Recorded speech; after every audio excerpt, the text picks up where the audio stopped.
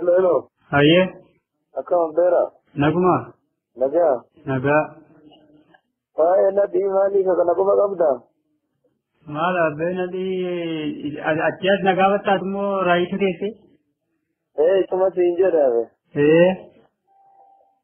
Namni amma inni guuree deemuun kun beektaa waan ta'eef ajaa'ibu ijoollee bara 19 lakkoofsa Awurooppaatti gara 98 akkas wareegamte.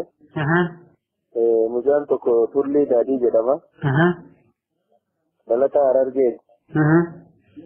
Mucaan tokko immoo Gumabaas Araarsaa jedhama.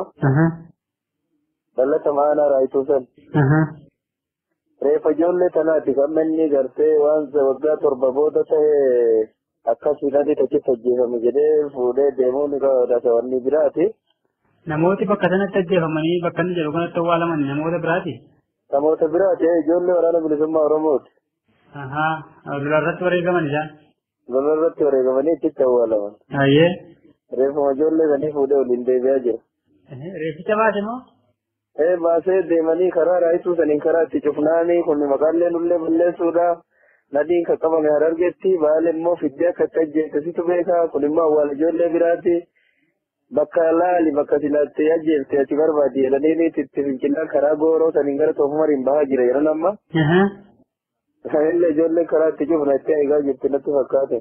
Maal abbo maal waan ajaa'ibaa ta'e ani bara achumatti dhaqee uummatatti meelii isheen ta'e makkanni reefa qorqoree baasen bara. Lakki reefa namaa baase. Namatti lamaa moo tokko? Nama lama.